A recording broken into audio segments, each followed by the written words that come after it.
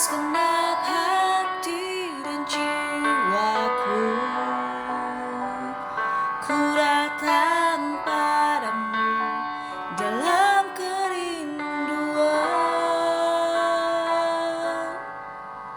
Kasih-Mu yang sanggup mengubahku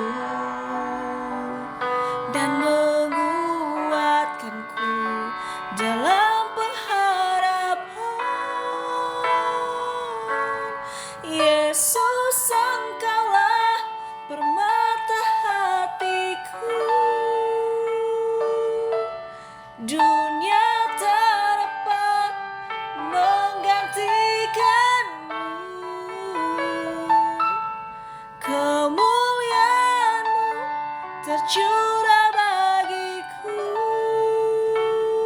menjadikanku indah dan semakin indah bagimu.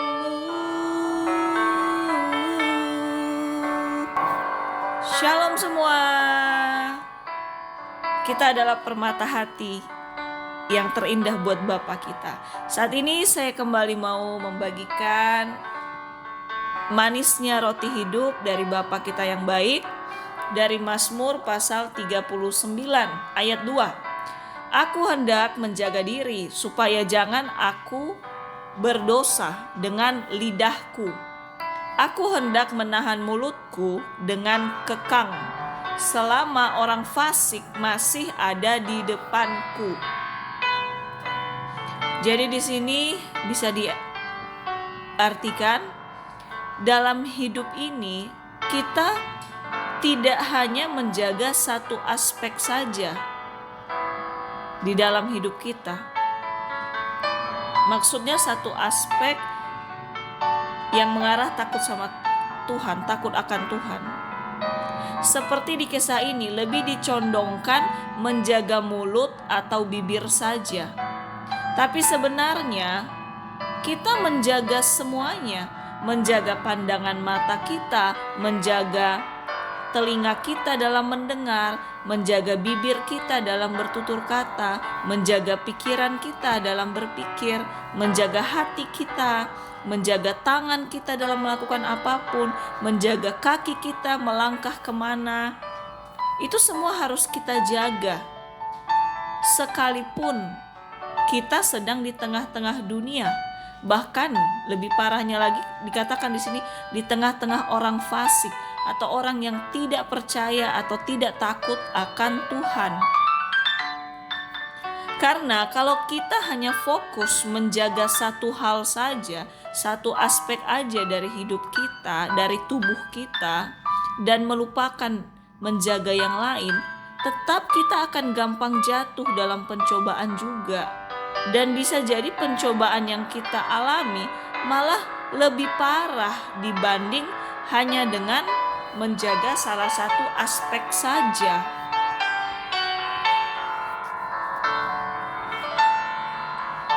Dan apalagi di ayat 2 ini diawali dengan pikirku. Bisa dikatakan aku ngiranya loh gitu. Di sini dikatakan menjaga diri supaya jangan berbuat dosa. Menjaganya dengan gimana? Dengan menjaga lidah, menahan mulut, dengan kekang. Dengan kekang itu maksudnya mengendalikan selama orang fasik masih ada di depan. Jadi bisa jadi kan dalam pekerjaan kita, dalam usaha kita, di mana kita bersosialisasi, ya bisa-bisa aja pengaruh-pengaruh orang yang boro-boro kenal Tuhan, boro-boro cinta Tuhan, kenal Tuhan aja enggak. Maksudnya oke, kepercayaannya sama, tapi ya ada kan yang KTP, yang hanya namanya doang. Tetap dalam pergaulan kita bisa lihat banyak hal-hal fasik yang dilakukan, hal-hal yang menyimpang dari kebenaran, apalagi menganggap ibadah enggak penting, menganggap mendengar sesuatu yang rohani enggak penting. Itu mengarah ke yang fasik, dan itu ada di sekitar kita, sangat ada, sangat masuk akal.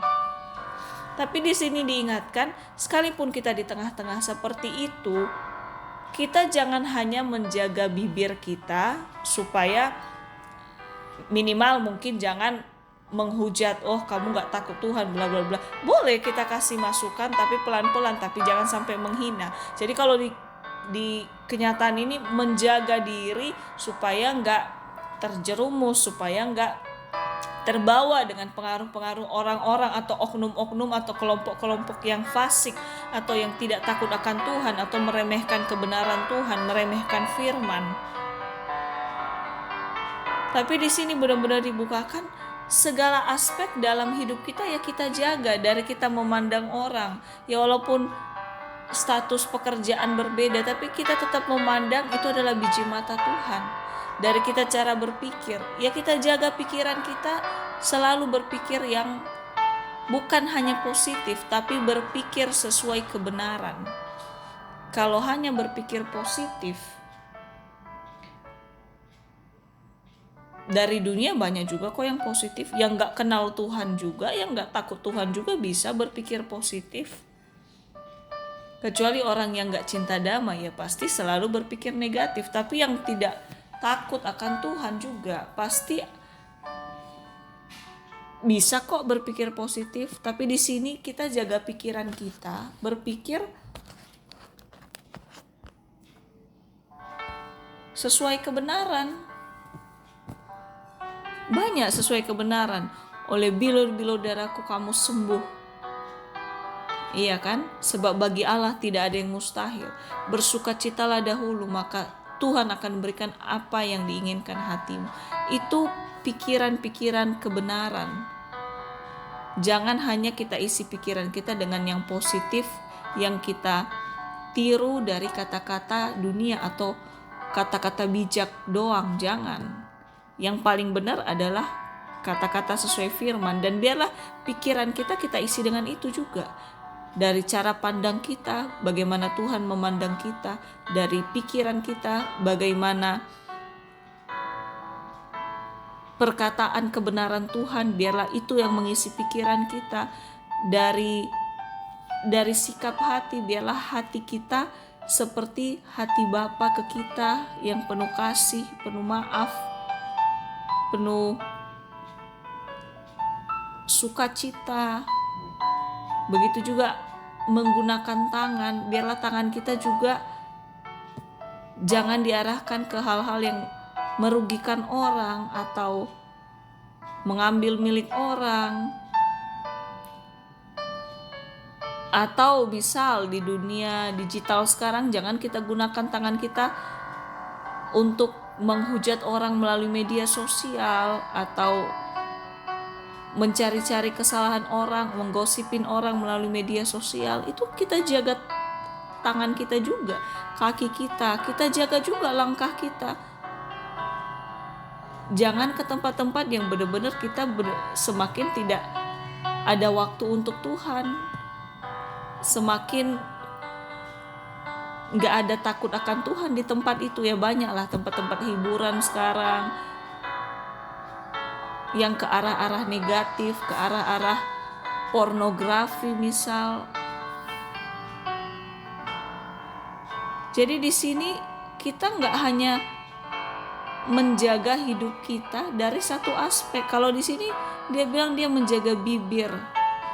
Kita nggak bisa di tengah-tengah dunia ini, di tengah-tengah kandangnya singa yang mengaum-ngaum setiap saat mau menyerang kita. Kita gak bisa hanya menjaga satu aspek dari diri kita. Kalau kita hanya jaga bibir kita tapi hati kita masih pahit, ya iblis atau si jahat akan menyerang melalui hati. Kalau kita hanya jaga telinga kita tapi pikiran kita tetap penuh ketakutan, tidak diisi sama kebenaran firman, ya udah si iblis akan menyerang kita melalui situ. Jadi benar-benar setiap saat kita minta Tuhan, kekuatan Tuhan untuk mengurapi kita selalu, supaya dari ujung rambut sampai ujung kaki benar-benar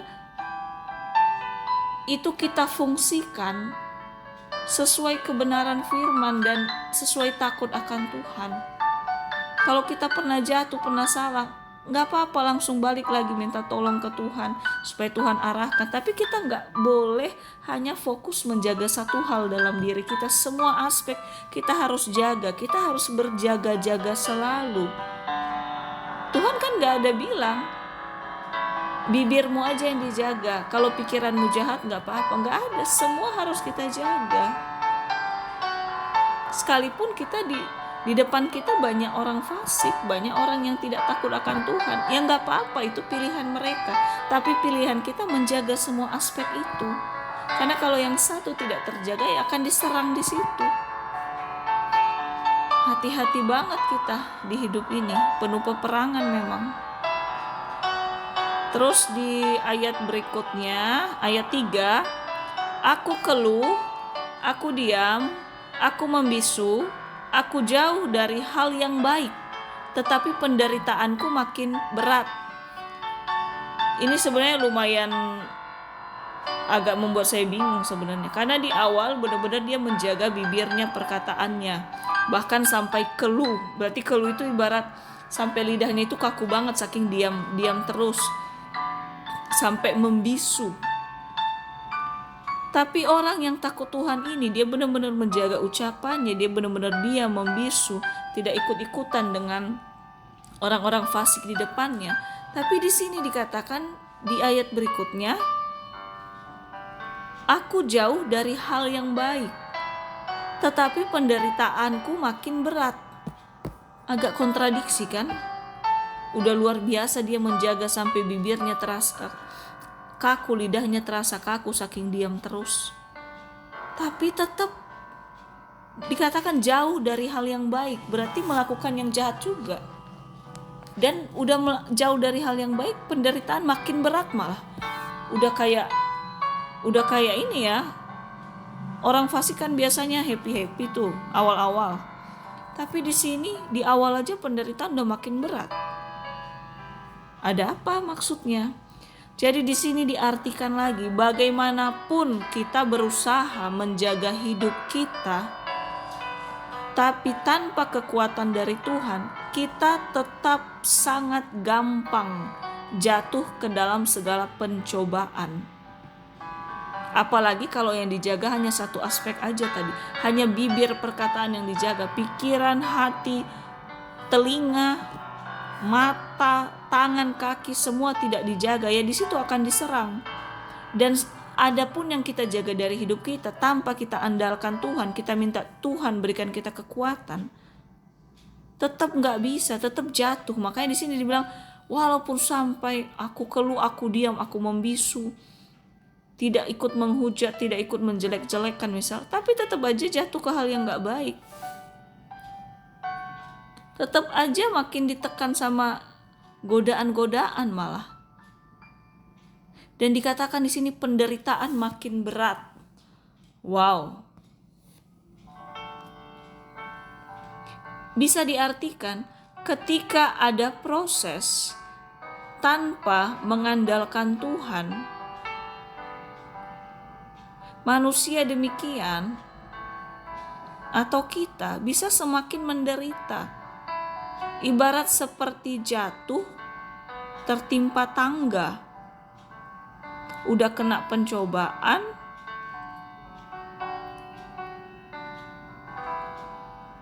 menderita lagi.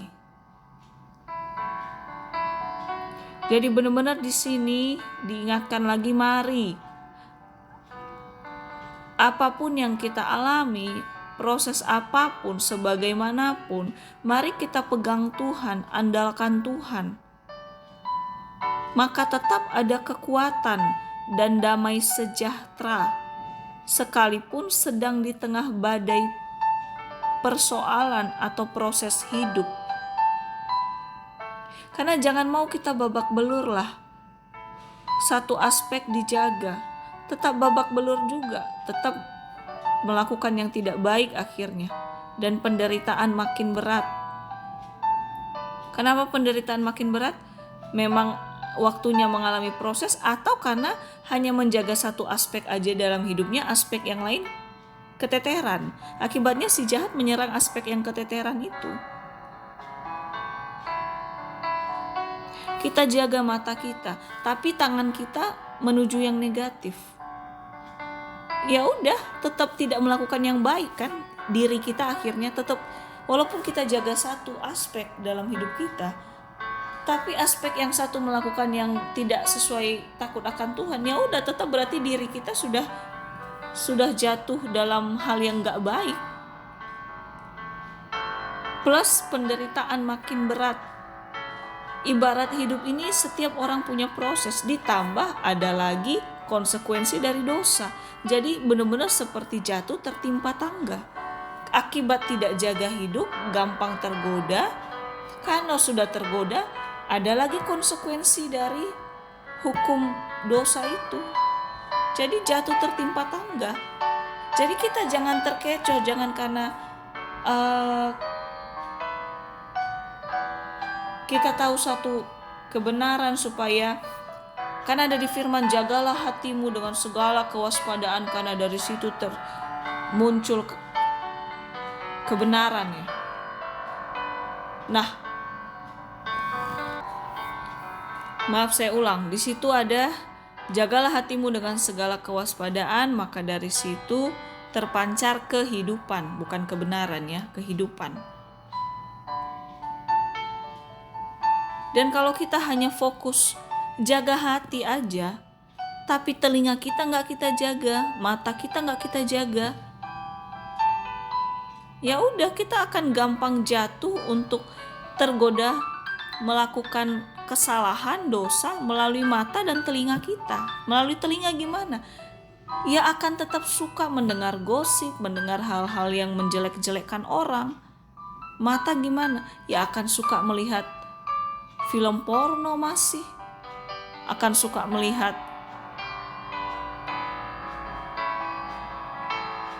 hal-hal yang membuat kita lupa sama Tuhan.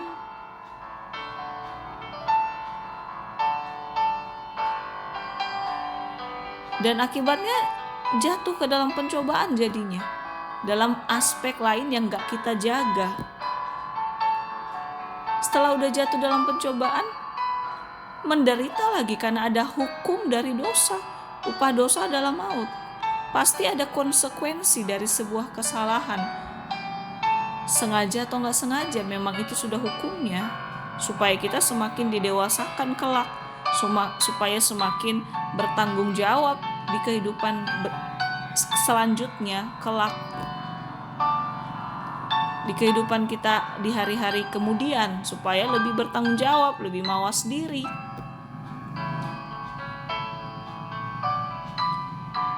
Jadi benar-benar diingatkan banget di sini, semua aspek dalam hidup kita harus ada respon menjaganya. Tuhan kasih kita kekuatan, tapi pilihan di tangan kita.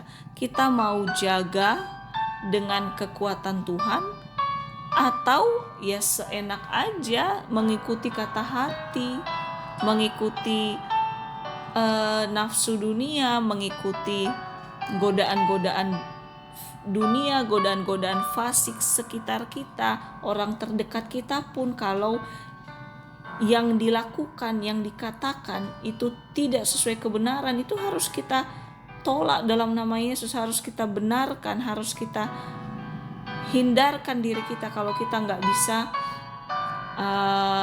berhadapan dengan itu, kita harus lari kembali seperti Yusuf yang lari dari tante Potifar. Kalau godaan itu benar-benar bahaya, ya kita harus lari. Tapi kalau kita masih bisa kasih masukan, kita beritahu kebenaran. Jangan mau karena hubungan yang dekat, karena kenal, terus kita ikut-ikutan melakukan hal yang melanggar firman sebenarnya. Jangan mau, bahaya, jatuh ketimpa tangga akhirnya. Bukan hanya tergoda melakukan yang jahat, plus menderita lagi. Menderita karena hukum jahat itu, hukum dosa itu tadi. Konsekuensi dari sebuah dosa ya memang ada. Kita minta ampun di dalam Tuhan, diampuni, tapi konsekuensinya harus kita jalani. Jadi jangan mau kita babak belur ya. Tuhan udah kasih petunjuk di sini. Terus ayat 4. Hatiku bergejolak dalam diriku, menyala seperti api. ketika aku berkeluh kesah, aku berbicara dengan lidahku. Wow, apalagi ini artinya ya? Jadi bisa diartikan ketika kita tidak berbesar hati menjalani proses, maka apa bedanya dengan orang-orang fasik yang juga selalu penuh sungut-sungut?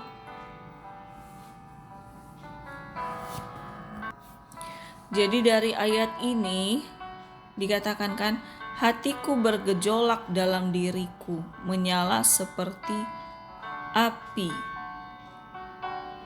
Ya bisa saja dalam hidup ini ada tantangan, ada proses, ada hal yang gak kita sukai, tapi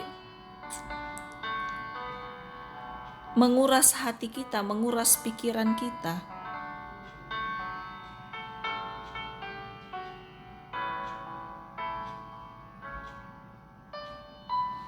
Tapi salahnya di sini karena dilanjutkan ketika aku berkeluh kesah, aku berbicara dengan lidahku. Karena gini maksudnya, sering banget kalau hati sedang panas, pikiran lagi amburadul, benar-benar kita harus hati-hati untuk berbicara dari hati kita, apalagi keluar dari bibir kita.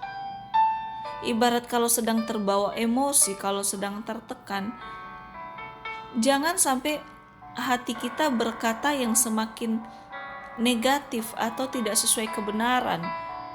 Misal berkata, habislah ini, udah gak ada lagi masa depan. Habislah ini, bangkrut. Habislah ini, gak bisa lagi berjuang.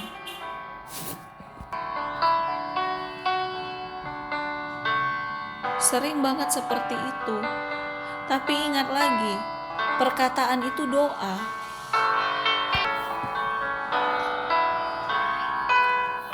Jangan sampai kita gagal menjaga hati kita, aspek dari hati kita, hanya karena sedang tertekan atau terbawa emosi. Sekalipun benar sedang tertekan, tapi usahakan sebisanya jangan hati kita itu berkata atau bibir kita itu berkata semakin seolah mengutuki atau mengaminkan hal-hal yang negatif. Misal kita katakan semakin tidak terjadi mukjizat, semakin tidak bertambah rezeki, semakin tidak dibuka jalan, karena mungkin sedang tertekan. Tapi di sini Tuhan ingatkan,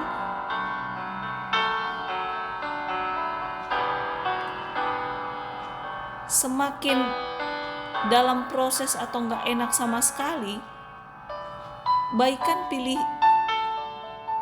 diam. Kita diamkan keluh kesah kita.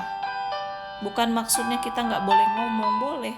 Tapi keluh kesah itu tadi kita diamkan di dalam kebenaran firman. Atau paling minimal kita bisa bilang, Tuhan tolong, jangan sampai aku memperkatakan yang negatif.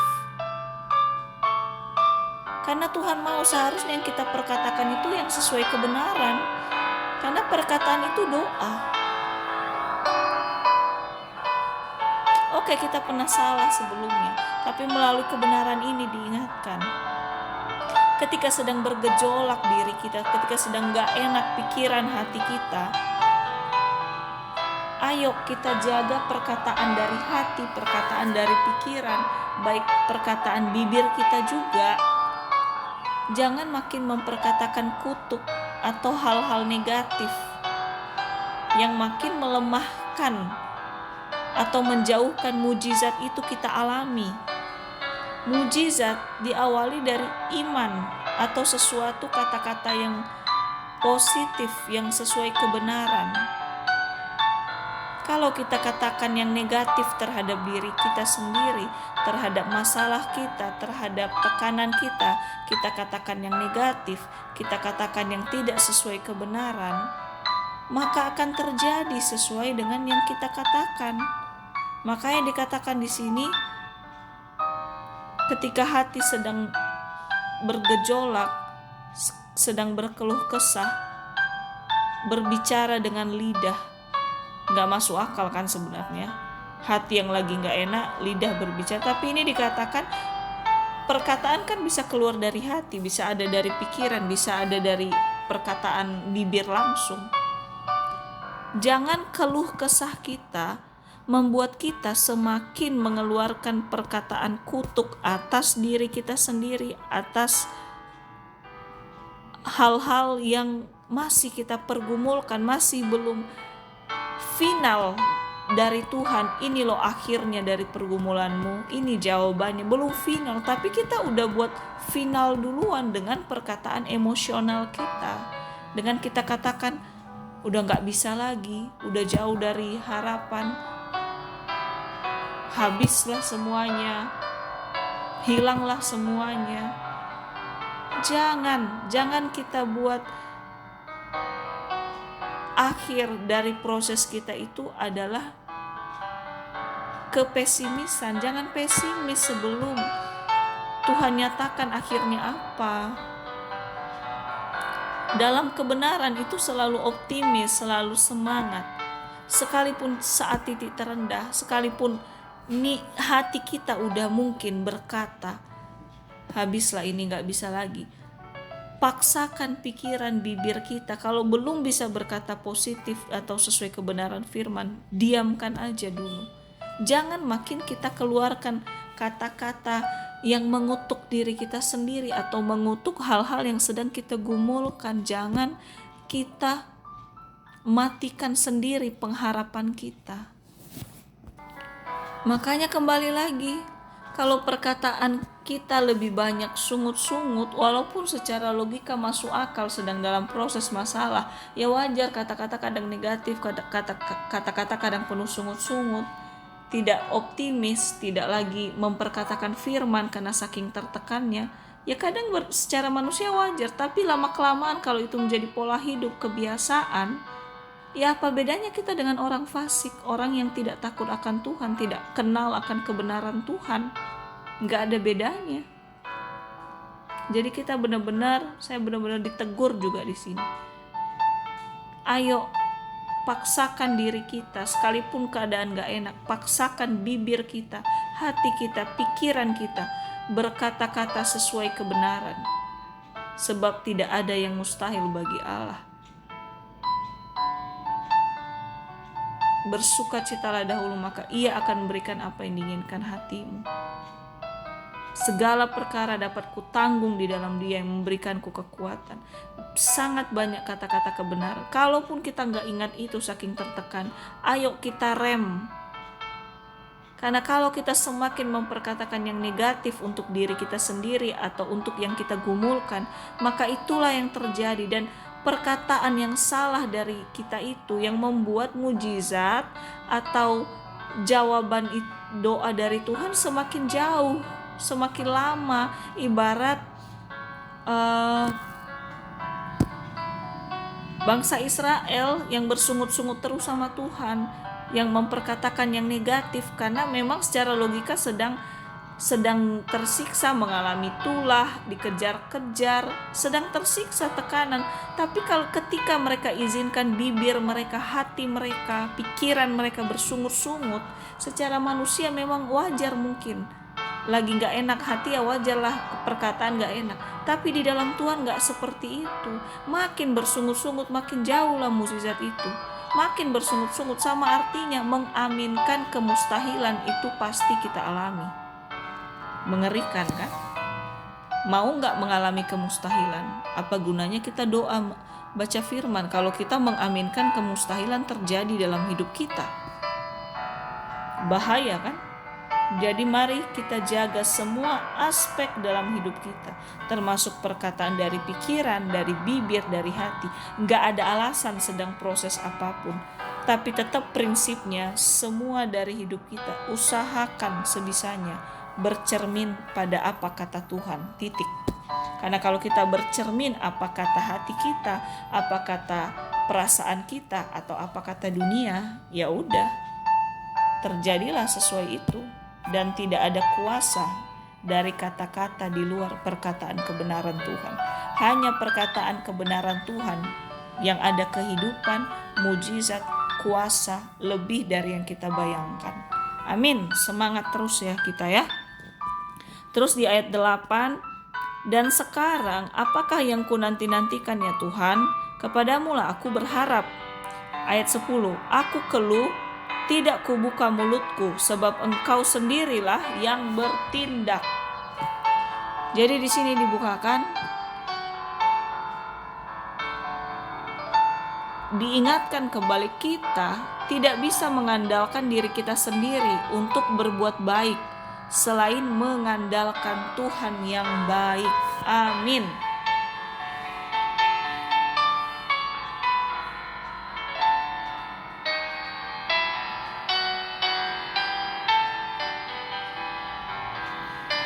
Jadi diingatkan di sini,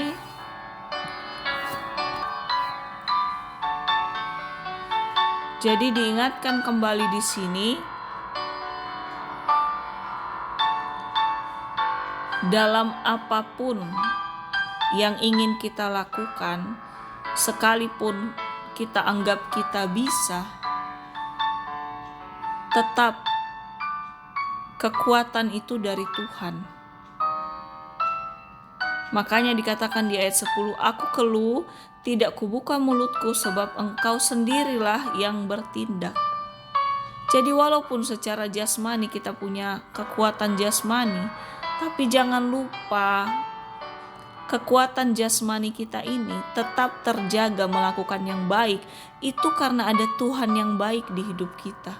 Karena banyak kan orang juga yang punya kekuatan secara jasmani masih sehat, banyak juga kan yang akhirnya melakukan yang tidak baik, akhirnya mengalami penghukuman dari sosial, akhirnya merugikan banyak orang. Jadi ayo, ketika kita dalam kondisi mampu, kondisi fit, kondisi bugar, kondisi sehat, jangan kita salah gunakan kekuatan kesehatan jasmani kita. Jangan kita izinkan kembali lagi aspek-aspek hidup kita atau anggota gerak kita. Jangan kita gunakan pada hal-hal yang tidak menyenangkan hati Tuhan. Mari tetap kita minta Tuhan untuk mengandalkan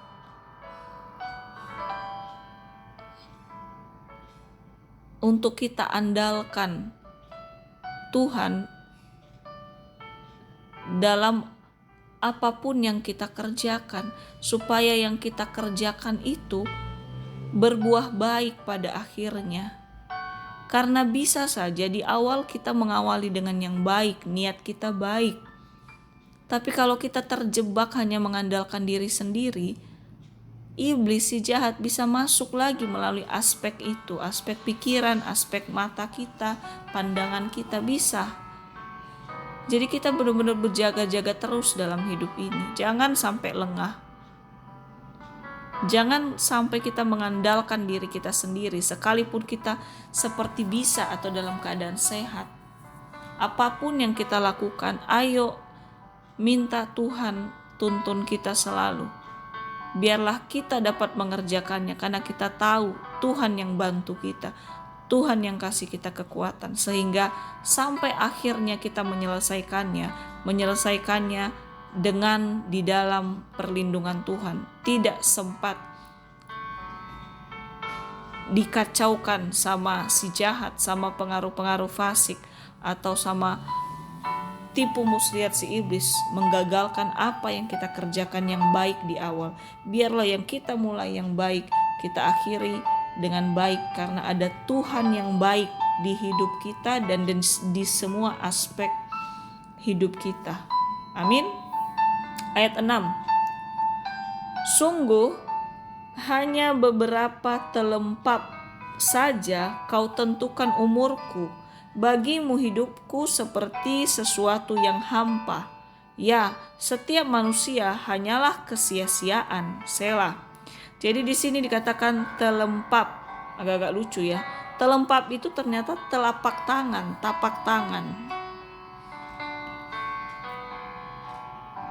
Jadi diingatkan di sini, manusia tanpa mengandalkan Tuhan sama halnya sia-sialah hidup kita. Karena kembali lagi kita berasal dari debu tanah, sebenarnya gak ada gunanya. Tapi karena Tuhan, makanya kita berguna, makanya kita kelihatan keren, kelihatan wow. Itu karena Tuhan ada di hidup kita. Jadi makanya diingatkan sini, hanya beberapa telempap kau tentukan umurku. Hanya di telapak tangan Tuhan loh. Bayangkan, tangan itu kan termasuk area yang kecil ya, dibanding kaki, dibanding punggung. Itu area anggota tubuh yang kecil di telapak tangan. Jadi umur kita itu hanya gimana ya, bagian terkecil dari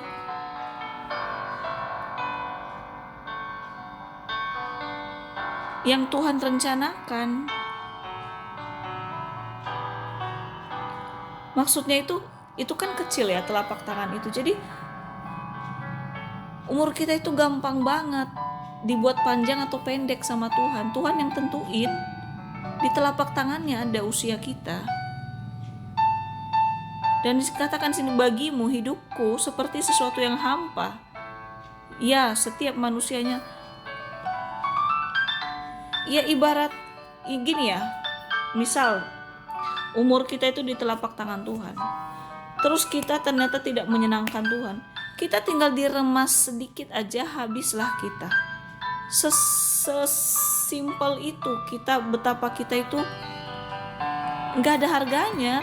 Kalau Tuhan gak buat kita berharga, hanya dijentik sama jari Tuhan, umur kita dihentikan, berhenti.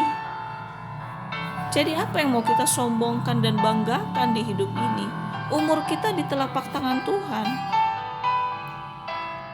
Ibarat kalau mukul nyamuk kan dibukul dengan telapak tangan juga kan? Betapa gampangnya kan matiin nyamuk, ya betapa gampangnya juga hentiin umur kita. Di telapak tangan Tuhan loh. Di bagian terkecil dari organ tubuh juga.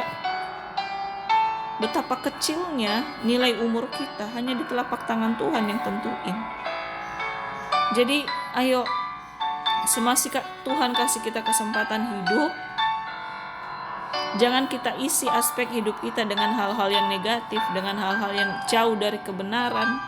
Mari kita jaga hidup kita jaga semua aspek hidup kita, dari cara kita memandang, dari cara kita berpikir, dari hati kita, dari cara kita, apa yang mau kita dengar sehari-hari. Mari kita jaga tetap menyenangkan hati Tuhan. Kita bisa uji kok, kira-kira kalau aku dengar ini Tuhan seneng gak? Kira-kira kalau aku lihat ini Tuhan seneng gak? Mungkin logikanya sih kok terlalu rohani, tapi ya sebenarnya ya kita harus uji sampai ke situ. Karena kalau gak kita gunakan aspek hidup kita, tubuh kita sesuai apa yang menyenangkan hati Tuhan, ya udah, umur kita gampang banget dipukul kayak nyamuk sama Tuhan melalui telapak tangannya. Ya ibarat kalau ranting gak ada gunanya ya dipotong kan. Jangan mau kita dipotong sebelum waktunya. Biarlah usia kita itu adalah batas waktu terindah yang Tuhan kasih. Bukan karena sengaja ditepok kayak nyamuk atau dipotong dahan yang kering, ibarat kayak gitu. Kalau semua aspek dari hidup kita tidak berfungsi untuk memuliakan Tuhan, ya akan ditepuk kayak nyamuk, dihentikan umur kita, atau dipatahkanlah dahan umur kita yang terlalu kering dan dibakar. Serem ya, jangan mau ya kita ditepok kayak nyamuk. Amin. Ayat 12. Engkau menghajar seseorang dengan hukuman karena kesalahannya dan menghancurkan keelokannya sama seperti gegat. Sesungguhnya setiap manusia adalah kesia-siaan belaka. Selah. Jadi di sini pengertian simpel dari Google, gegat adalah serangga kecil tanpa sayap, juga disebut kutu buku karena kebiasaan memakan kertas. Jadi benar-benar diibaratkan, bayangkan kita seperti kutu, serangga kecil. Jadi kita nggak ada apa-apanya di luar Tuhan. Karena di sini dikatakan engkau menghajar seseorang dengan hukuman karena kesalahannya. Memang ada konsekuensi dari setiap kesalahan. Terus dan menghancurkan keelokannya sama seperti gegat. Jadi apapun yang kita banggakan, kita hebat-hebatkan dari hidup kita, bisa dihancurkan sampai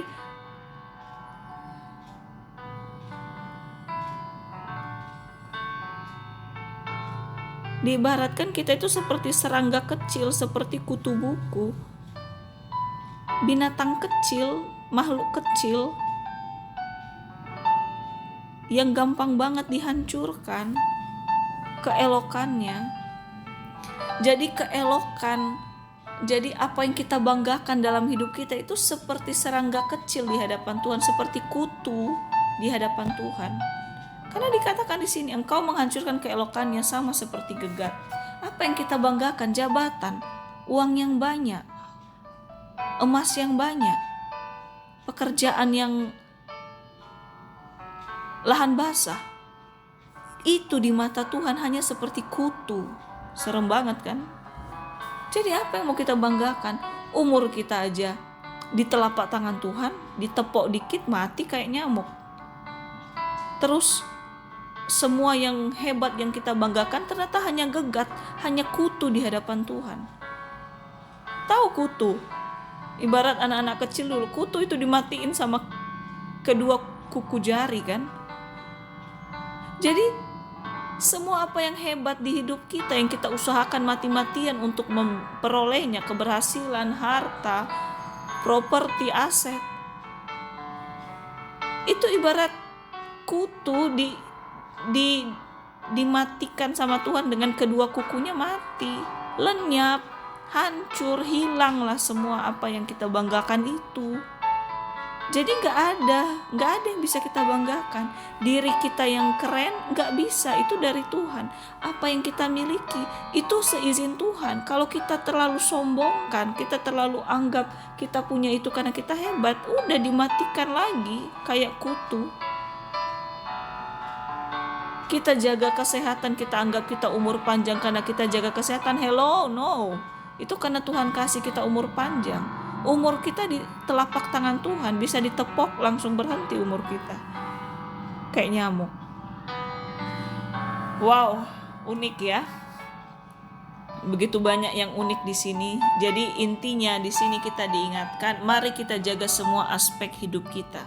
Kita jaga pandangan mata kita jaga telinga kita mendengar apa, kita jaga hati kita isi apa, kita jaga bibir kita perkatakan apa, kita jaga tangan kita mau melakukan apa, mengambil apa, kita jaga kaki kita mau kemana, mau melangkah kemana, itu semua harus kita jaga, jangan hanya salah satu. Jangan seperti kalau mau foto, kita tahu kita angle kiri cantiknya, atau kita angle kanan cantiknya, atau bagusan kaki yang lebih difokuskan karena terlihat panjang kaki kita. Nggak bisa. Hidup ini bukan seperti kita di foto. Semuanya harus kita jaga. Semua aspek itu juga teguran buat saya. Semuanya. Dengan apa kita bisa menjaganya? Dengan selalu mengandalkan Tuhan, dengan selalu tanya Tuhan, dengan selalu minta kekuatan sama Tuhan. Terus ketika pun proses gak enak, hati sedang kacau balau, jangan kita memperkatakan yang negatif. Jangan kita mengakhiri mujizat sebelum kita alami. Kita akhiri mujizat itu kalau kita mengatakan yang negatif. Kita mengatakan gak mungkin, kita mengatakan kemustahilan. Padahal Tuhan aja belum bilang, Tuhan aja belum mengakhiri proses itu. Kita sudah akhiri dengan hasil yang gak baik. Ingat, di dalam Tuhan pasti kemenangan, pegang itu aja. Bagaimana caranya? Biar Tuhan yang buka jalan. Kita jaga perkataan dari hati, perkataan dari pikiran, perkataan dari bibir. Tetap paksakan keluar kata-kata positif sesuai kebenaran. Saking tidak bisa menahan rasa sakit pun, lebih baik diam. Kita diamkan hati, pikiran, bibir kita daripada keceplosan mengeluarkan kata-kata kutuk untuk diri kita sendiri, untuk harapan kita sendiri, bahkan untuk masa depan kita sendiri. Jangan mau ditipu sama intimidasi atau tekanan si jahat. Dan terakhir, umur kita, semua yang kita miliki, harta benda yang kita banggakan, itu bagaikan kutu di hadapan Tuhan. Dan umur kita di telapak tangan Tuhan. Diremas dikit, berhentilah umur kita. Dimatikan kutu itu dengan kedua kuku jari. Matilah semua apa yang kita, hancurlah semua apa yang kita banggakan, yang kita perjuangkan untuk kita miliki. Makanya kadang kan tiba-tiba bangkrut, tiba-tiba kena bencana alam, hilanglah semua itu. Harta benda itu ya bisa sekali, karena memang hanya seperti debu di hadapan Tuhan. Ayo kita lihat Tuhan yang besar dalam hidup kita, karena Tuhan yang besar yang membuat hidup kita selalu berwarna apapun yang terjadi di hidup ini.